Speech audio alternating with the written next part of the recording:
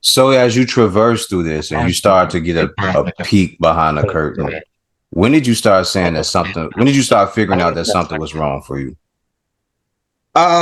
So my first year in Cali, I taught in South Hayward. South Hayward is this, I don't know if you guys seen the videos, but South Hayward is a city that is it has a huge Latino community, and they bang hard. They bang, and there's a low income African American community, and so I got into that school. My first year, I was what's called a probationary teacher, which means if you don't perform, they can fire you, no questions asked. Like you sink or swim.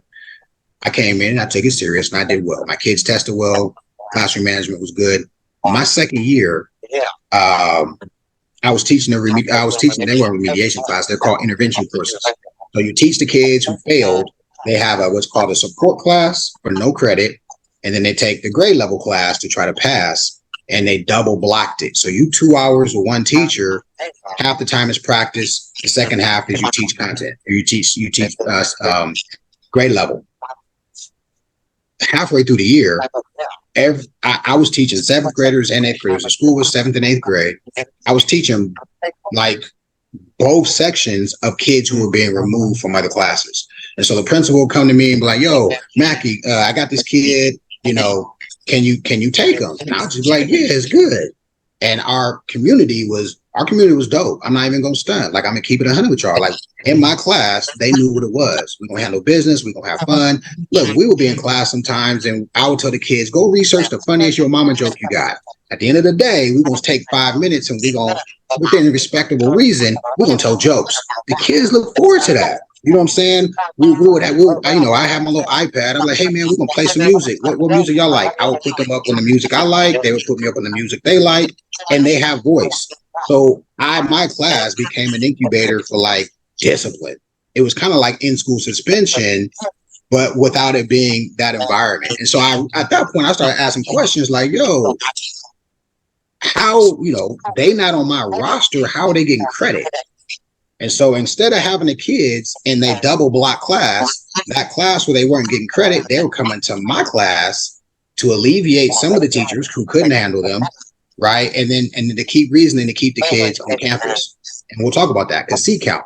If you remove kids from campus, the school don't get paid for that kid. So schools have to keep kids on campus in order to keep it's called FTE. It's the full-time employment.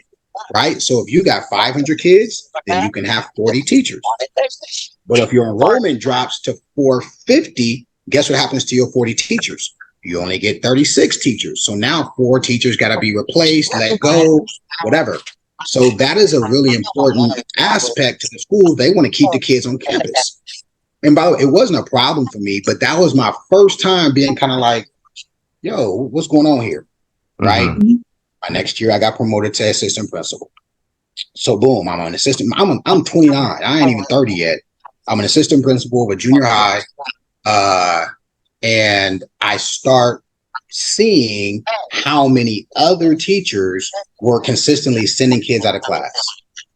Right. And so this is right at the beginning of an initiative by George W. Bush called No Child Left Behind.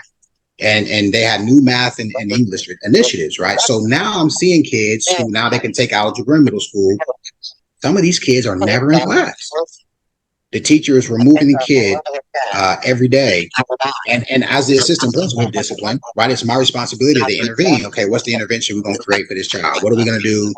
Parents, community. Sometimes it was police intervention, kids with knives and things like that. So we're like, okay, how do we create not restorative, but how do we create non-punitive interventions for these kids that's not going to follow them through our life?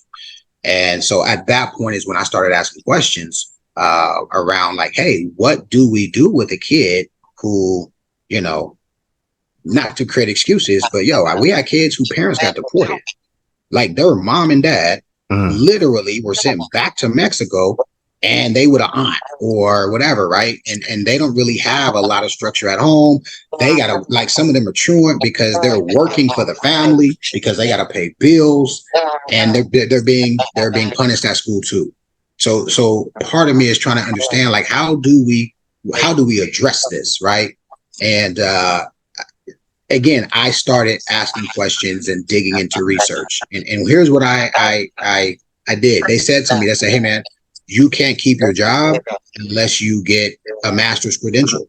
You have to get an admin credential. So it forced me to go back to school.